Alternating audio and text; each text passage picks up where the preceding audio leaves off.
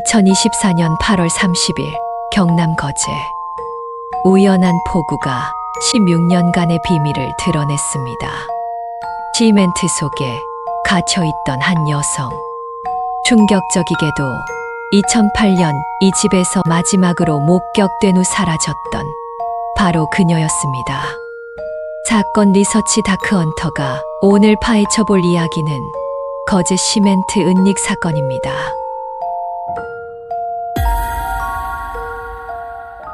한 다세대 주택 옥탑방에서 누수보수 공사가 한창이었죠. 작업자 이 씨는 천장과 벽을 살피고 있었습니다. 오래된 건물이라 곳곳에 금이 간 곳이 많았어요. 옥탑방 누수는 보통 천장이나 외벽에서 시작됩니다. 작업자 이 씨는 물이 스며든 흔적을 따라갔어요. 베란다 쪽이었습니다. 그때 눈에 들어온 게 있었어요. 베란다 한쪽에 덩그러니 놓인 시멘트 덩어리였습니다. 벽돌로 둘러싸여 있고 그 위를 시멘트로 두껍게 발라놓은 구조물이었어요. 이 씨는 직감적으로 의심했습니다.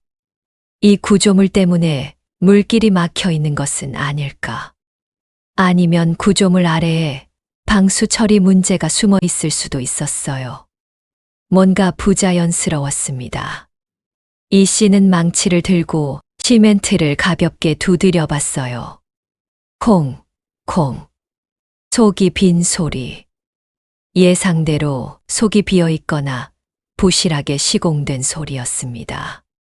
그는 누수 원인을 제거하기 위해 조금 더 세게 내리쳤습니다. 시멘트가 부서지기 시작했습니다. 조금씩 깨져나갔어요.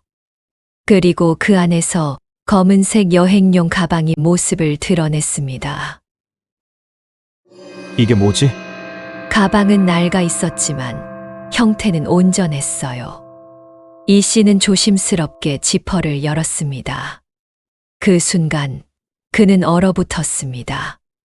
가방 안에는 사람의 유해가 들어 있었거든요. 경찰이 긴급 출동했습니다. 현장을 감식하고 유해를 국립과학수사연구원으로 보냈어요. 곧바로 감식이 시작됐습니다. 그리고 며칠 후 결과가 나왔습니다. 그런데 이 결과가 모두를 충격에 빠뜨렸어요. 이 유해는 2011년에 실종 신고된 30대 여성 정소연 씨였습니다. 16년 전 바로 이 집에서 마지막으로 목격됐던 그 여성이었어요. 시멘트로 밀폐된 환경 덕분에 부패가 더디게 진행되어 지문 감식이 가능할 정도였습니다. 16년 동안 이 시멘트 벽 안에 있었던 것입니다. 도대체 무슨 일이 있었던 걸까요?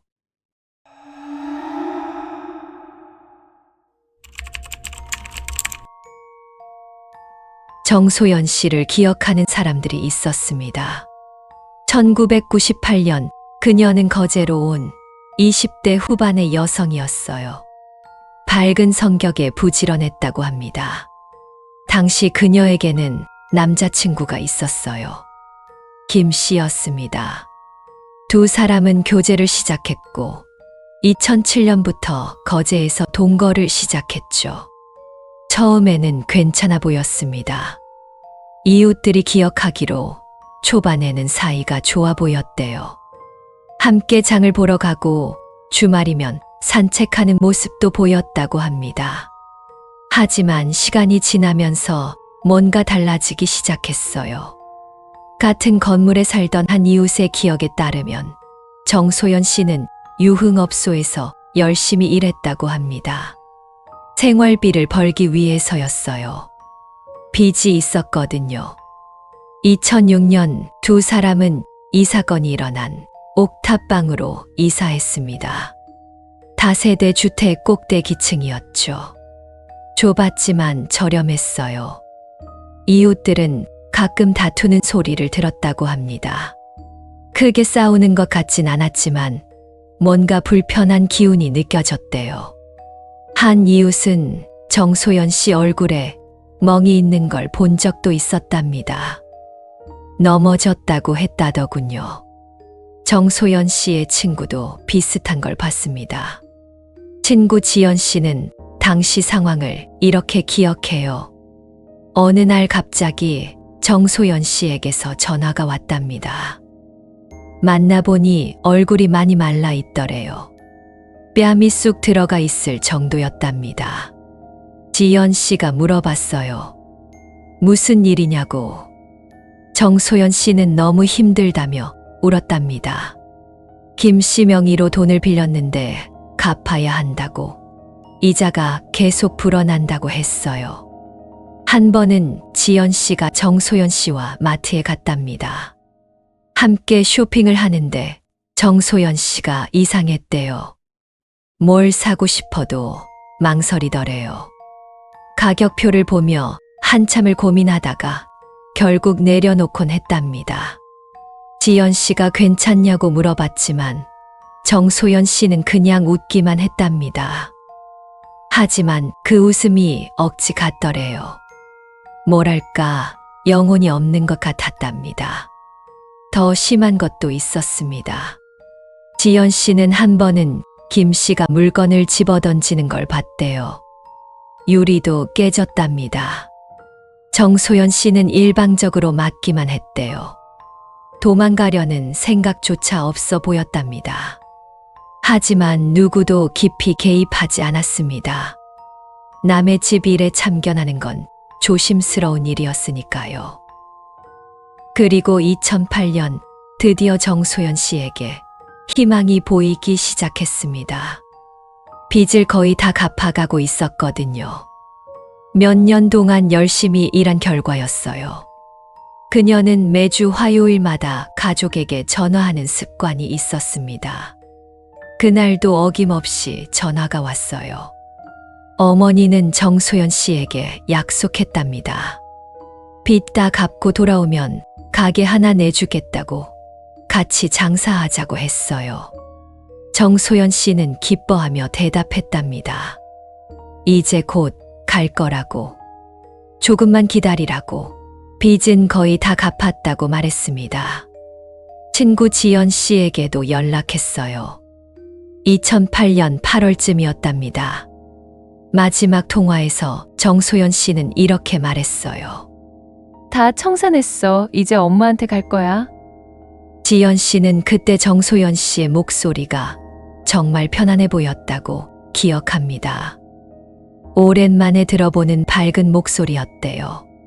가족들은 기뻐했습니다. 정소연 씨가 드디어 돌아온다는 생각에 설레었죠. 하지만 그 전화가 마지막이었습니다.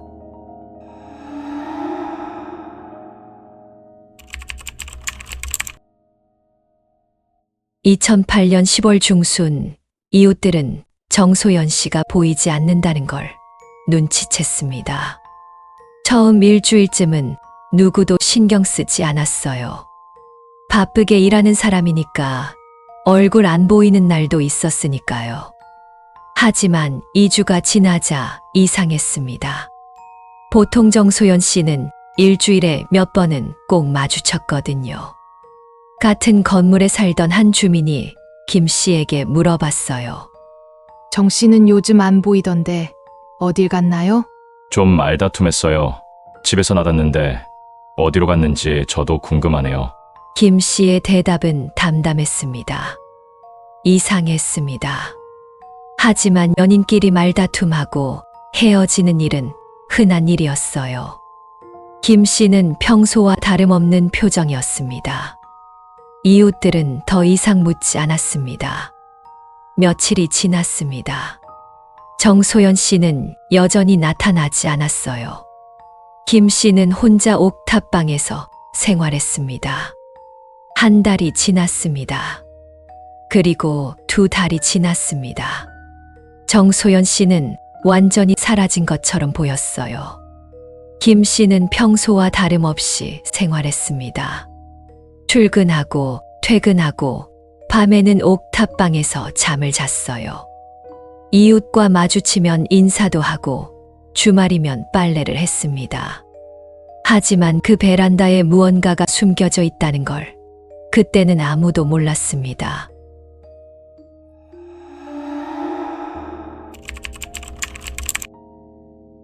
(2008년 10월) 말 정소연 씨와 연락이 안 되자 가족이 거제로 찾아왔습니다.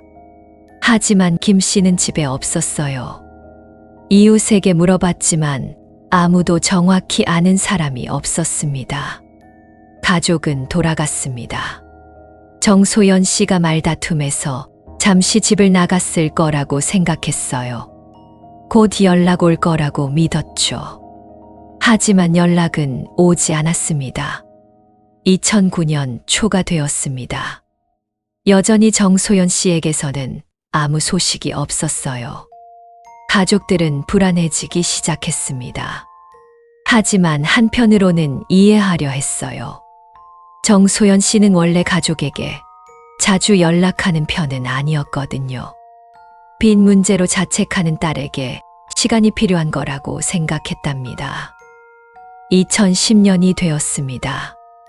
매주 화요일마다 오던 전화가 완전히 끊긴 지 2년이 지났어요. 휴대전화는 계속 꺼져 있었습니다. 어머니는 점점 불안해졌습니다. 빚 때문에 바쁘게 일하느라 연락 못하는 거라고 믿고 싶었지만 2년은 너무 긴 시간이었어요. 밤마다 딸 생각에 잠을 이루지 못했답니다. 혹시 무슨 일이라도 생긴 건 아닐까, 아프기라도 한 건 아닐까 걱정됐어요. 2011년 어머니는 더 이상 기다릴 수 없었습니다. 이번에는 직접 김 씨를 만나러 갔어요. 옥탑방 계단을 올라갔습니다. 숨이 찼지만 멈출 수 없었어요. 문을 두드렸습니다. 김 씨가 문을 열었어요. 우리 딸 어디로 갔어요? 3년째 연락이 없어요. 어머니는 다급하게 물었습니다. 김 씨의 대답은 여전히 차분했어요. 말다툼에서 나갔고 어디로 갔는지 자신도 모른다고 했습니다. 어머니는 믿을 수 없었습니다. 딸이 아무 말 없이 사라질 리가 없었거든요. 빚을 거의 다 갚았다고 했는데, 가게를 내주겠다고 약속했는데 왜 연락이 없는 거죠? 어머니는 옥탑방 안을 보려 했지만 김 씨는 문을 조금만 열어뒀어요. 내부는 볼 수가 없었죠. 2011년 말 가족은 경찰에 실종 신고를 했습니다.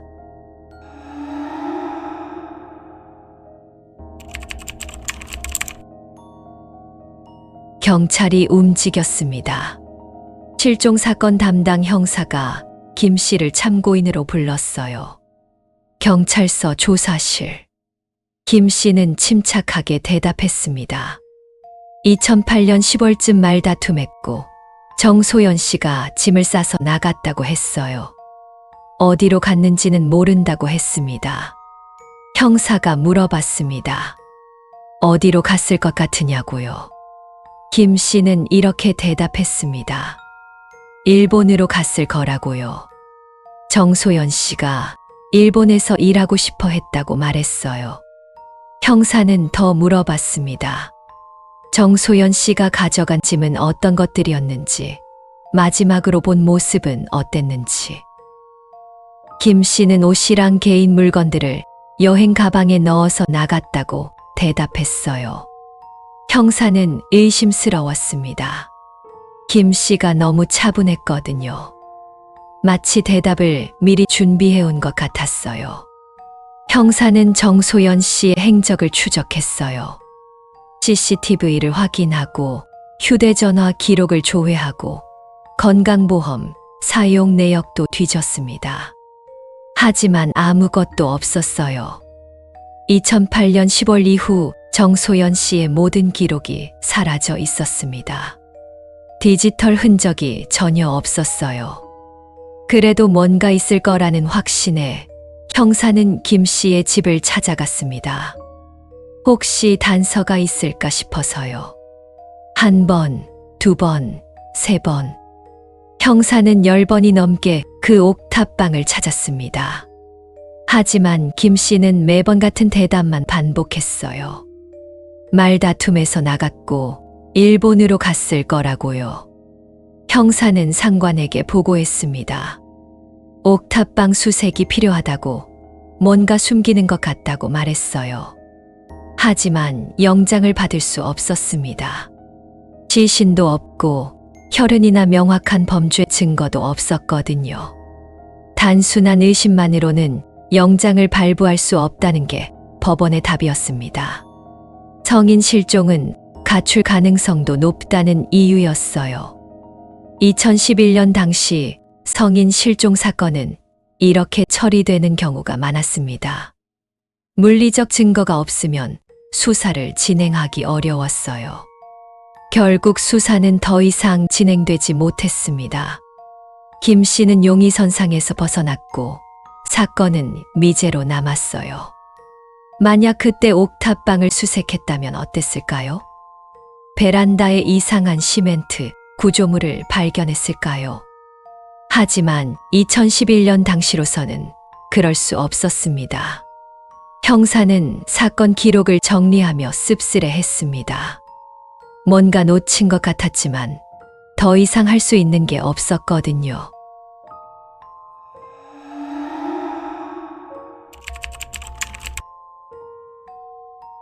수사가 종료된 후에도 이상한 일이 계속됐습니다. 보통 연인이 헤어지면 어떻게 될까요? 대부분은 집을 정리하고 떠납니다. 추억이 남은 곳에서 계속 사는 건 힘든 일이거든요. 하지만 김 씨는 달랐습니다.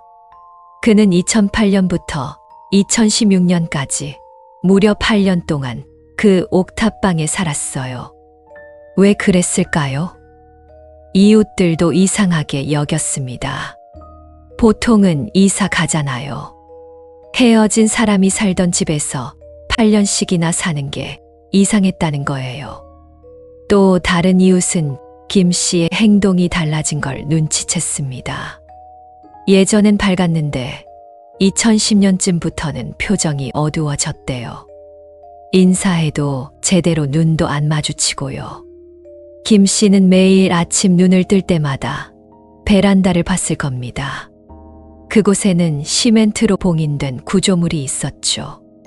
비가 오는 날이면 혹시 시멘트가 무너질까봐 불안했을 거예요. 여름철 더운 날이면 냄새가 날까봐 두려웠을 겁니다. 이웃을 마주칠 때마다 평범한 척 웃어야 했어요. 아무도 의심하지 않도록 조심해야 했습니다. 하지만 밤이 되면 달라졌을 겁니다. 혼자 옥탑방에 앉아 있을 때 베란다 쪽에서 무슨 소리가 들리는 것 같았을 거예요. 실제로는 바람 소리였겠지만 그에게는 다르게 들렸을 겁니다. 8년, 그 긴 시간 동안 김 씨는 자신이 만든 감옥에 갇혀 살았습니다. 도망갈 수도 없고 자백할 용기도 없었어요. 2012년이 지나고 2013년도 흘렀습니다.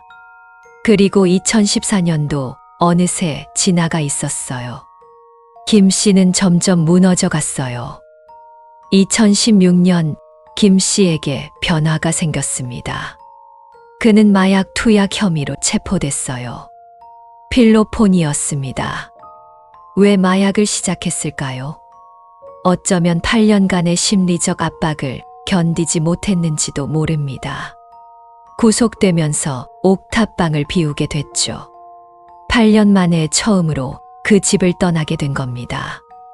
건물주는 김 씨가 남긴 짐들을 어떻게 해야 할지 몰라서 그냥 방치했습니다.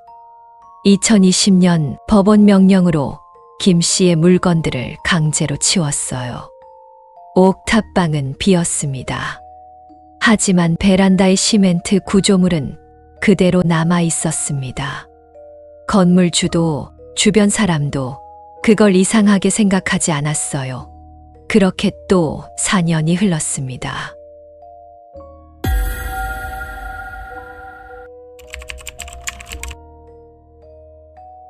(2024년 8월) 말 거제에 폭우가 쏟아졌습니다. 건물 곳곳에서 누수가 발생했어요. 건물주는 급히 보수 업체를 불렀습니다.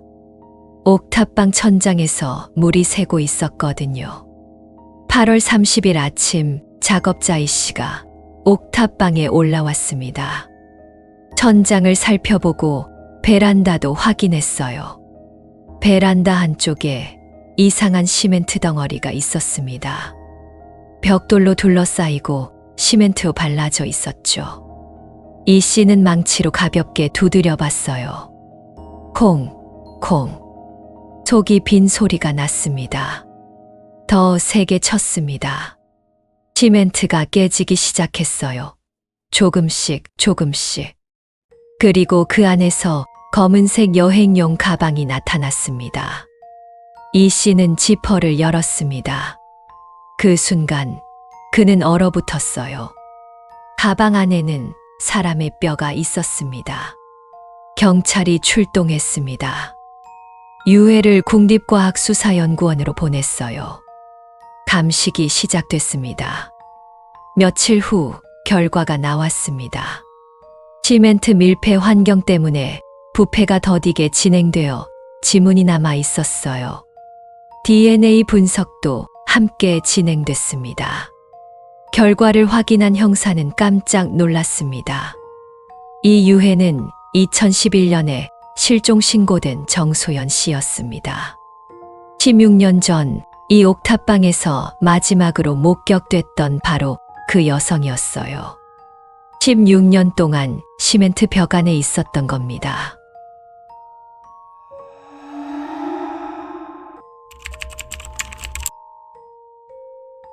경찰은 즉시 재수사에 착수했습니다. 전담팀이 구성됐어요. 과거 수사 기록을 다시 꺼냈습니다. 2011년 실종 신고 당시 참고인으로 조사받았던 사람이 있었죠. 김 씨였습니다. 형사들은 회의를 열었습니다. 화이트보드에 타임라인을 그렸어요. 2008년 10월 정소연 씨는 마지막 전화를 남기고 사라졌어요. 그로부터 3년 후인 2011년 가족이 경찰에 신고했고 김 씨는 참고인으로 조사받았습니다. 그러다 2016년 김 씨는 마약 투약 혐의로 구속되면서 옥탑방을 비우게 됐죠. 그리고 2024년 16년 만에 유해가 발견됐습니다. 형사들은 의문점을 정리하기 시작했습니다. 정소연 씨의 마지막 흔적부터 살펴봤어요. 2008년 10월 마지막 전화 후 그녀의 모든 기록이 사라졌습니다. 휴대전화 사용 기록도, 금융거래도, CCTV도 없었어요. 그리고 김 씨의 행동도 이상했습니다. 정소연 씨를 여기에 두고 김 씨는 왜 8년 동안 옥탑방을 떠나지 않았을까요? 보통 사람이라면 이사 갔을 텐데요. 마지막으로 유해 발견 장소. 베란다의 시멘트 구조물은 누군가 의도적으로 만든 것이었습니다. 한 형사가 말했습니다. 만약 정소연 씨가 정말 나갔다면 김 씨는 왜 8년이나 그 집에 살았을까요? 보통 사람이라면 이사 갔을 거라고요. 다른 형사가 대답했어요. 도망갈 수 없었던 거죠. 증거가 바로 그 집에 있었으니까요. 퍼즐이 맞춰지기 시작했습니다. 경찰은 김 씨의 행적을 추적했습니다.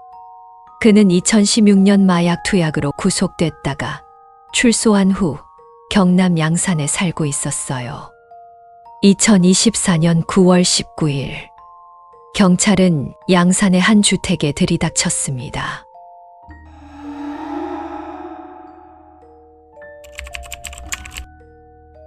김 씨는 집에 있었어요.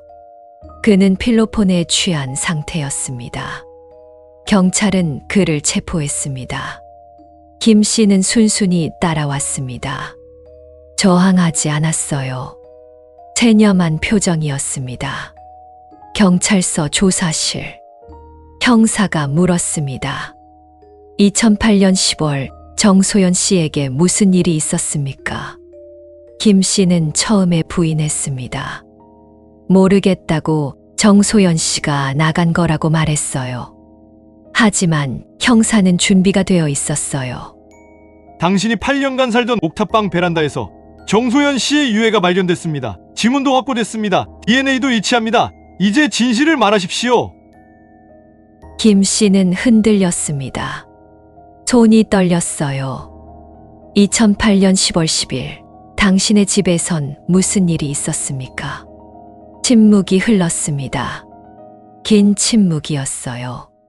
김 씨는 고개를 숙였습니다.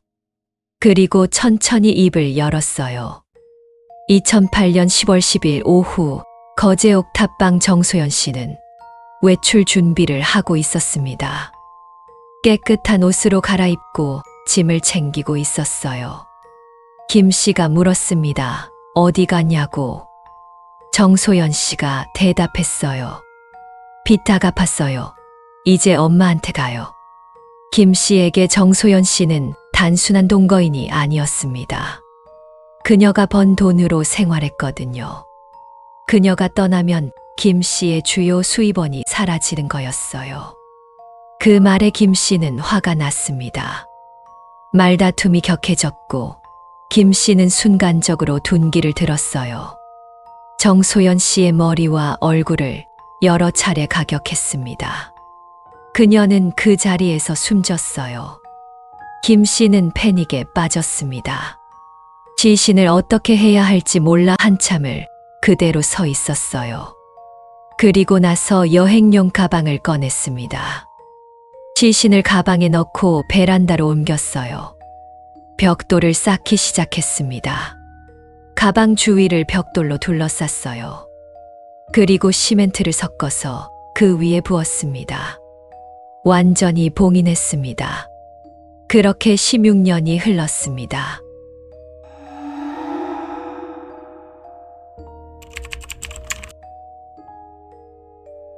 (2025년 1월) 창원지방법원.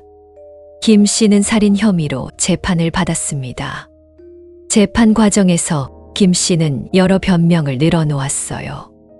정소연 씨가 외도를 해서 화가 났다고, 마약 때문에 자수하지 못했다고 말했습니다. 하지만 법원은 받아들이지 않았습니다. 부검 결과는 명확했어요. 정소연 씨는 둔기에 의한 두부 손상으로 사망했습니다.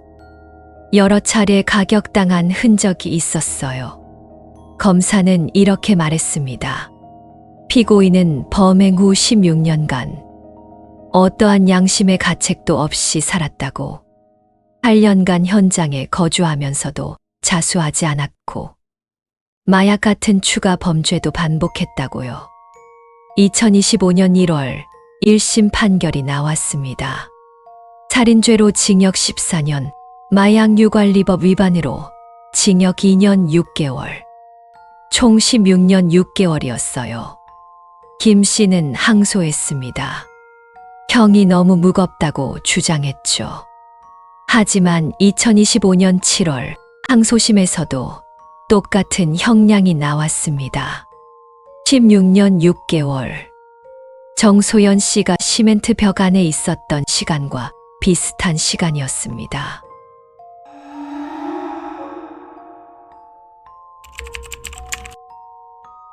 만약 이 사건이 2008년에 바로 드러났다면 어땠을까요? 2008년 당시에는 한계가 많았습니다. CCTV가 지금처럼 많지 않았고 디지털 수사 기술도 발달하지 않았어요. 성인 실종 사건은 가출로 치부되기 쉬웠습니다. 증거가 없으면 수사를 진행하기 어려웠죠. 2011년 형사가 옥탑방 수색을 원했지만 영장을 받지 못한 것처럼요. 하지만 2025년 현재는 다릅니다. 지문 데이터베이스가 전국적으로 구축되어 있어요. 16년이 지난 유해에서도 신원을 확인할 수 있었습니다. 90년대였다면 이것조차 불가능했을 겁니다. DNA 분석 기술도 고도화됐어요. 오래된 유골에서도 신원을 밝힐 수 있습니다. 미세한 흔적에서도 범인을 특정할 수 있죠. 휴대전화 위치 추적, 금융거래 내역, CCTV 분석까지 가능해졌어요. 만약 이 사건이 2025년에 발생했다면 정소연 씨가 사라진 지 24시간 안에 김 씨의 행적이 드러났을 겁니다. 그리고 가장 중요한 변화가 있었습니다. 2015년 살인죄 공소시효가 폐지된 거예요. 만약 공소시효가 그대로였다면 이 사건은 2023년 10월에 시효가 만료됐을 겁니다.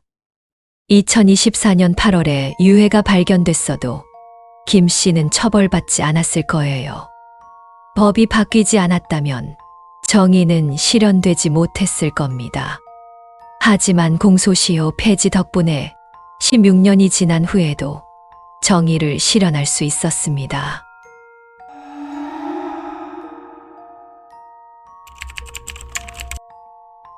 (2024년 9월) 정소연 씨의 어머니는 경찰로부터 연락을 받았습니다. 딸을 찾았다는 소식이었어요. 하지만 살아있지 않았습니다. 어머니는 무너졌습니다. 16년을 기다렸는데 딸은 내내 그곳에 있었던 겁니다. 우리 딸이 16년 동안 거기 있었다고요? 제가 2011년에 찾아갔을 때도 거기 있었단 말인가요? 어머니는 믿을 수 없었습니다. 2011년에 그 옥탑방 문 앞에 섰을 때 딸은 바로 베란다에 있었던 거예요. 몇 미터 떨어지지 않은 곳에요. 그렇게 가까운 곳에 있었는데 찾지 못했습니다. 어머니는 그날을 기억했습니다. 김 씨가 문을 조금만 열어뒀던 것, 안을 볼 수 없었던 것, 김 씨의 차분한 목소리. 그때 제가 더 강하게 요구했어야 했는데, 경찰을 바로 불렀어야 했는데, 어머니는 자책했습니다. 하지만 그건 어머니의 잘못이 아니었어요. 2025년 재판에서 어머니는 법정에 섰습니다. 김 씨를 바라보며 말했어요. 우리 딸은 고향에 가고 싶어 했어요. 빚 다 갚고 집에 온다고 했어요. 왜 그렇게 했습니까? 왜 16년 동안 아무 말도 안 했습니까? 김 씨는 고개를 숙였습니다. 대답하지 못했어요. 어머니는 계속했습니다. 당신이 8년 동안 그 집에 살 때 우리 딸은 바로 옆에 있었어요. 당신은 매일 그 애를 보고 살았던 거잖아요. 어떻게 그럴 수 있어요? 법정은 조용했습니다. 어머니는 마지막으로 말했어요. 우리 딸 이름 좀 불러주세요. 단 한 번이라도 사과해 주세요. 하지만 김 씨는 끝까지 고개를 들지 않았습니다.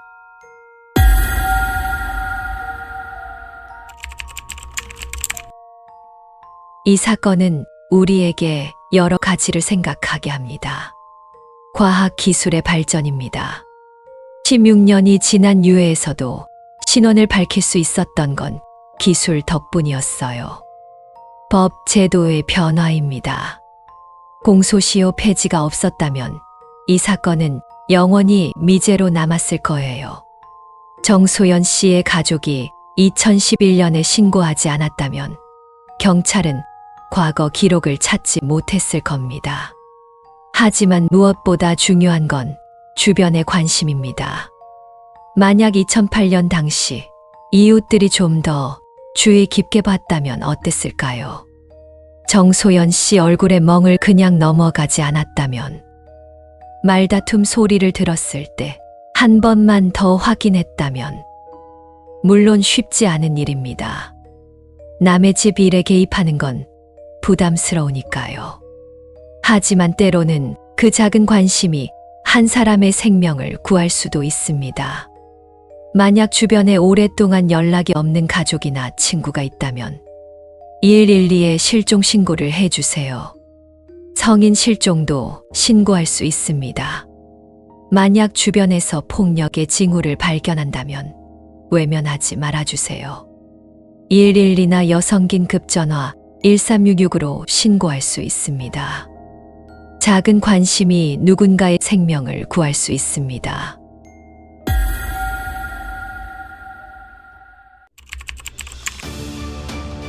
폭우로 인한 누수 공사가 아니었다면 진실은 영원히 묻혔을지도 모릅니다. 정소연 씨는 16년 동안 시멘트벽 안에 있었습니다. 그녀의 가족은 그 긴 시간 동안 얼마나 기다렸을까요? 매일 밤 딸을 생각하며 잠들었을 어머니를 생각하면 가슴이 아픕니다. 김 씨는 8년 동안 자신이 만든 감옥에서 살았습니다. 도망갈 수도 자백할 수도 없었던 그 시간. 그것이 그에게 어떤 지옥이었을지는 아무도 모릅니다. 하지만 결국 진실은 드러났습니다. 우연한 폭우가, 한 작업자의 망치가 16년의 침묵을 깨뜨렸습니다. 이 사건의 진실은 과연 무엇일까요? 범인의 죄책감이 스스로를 가뒀던 걸까요?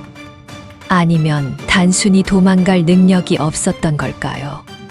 혹은 마약 중독이 판단력을 흐렸던 걸까요?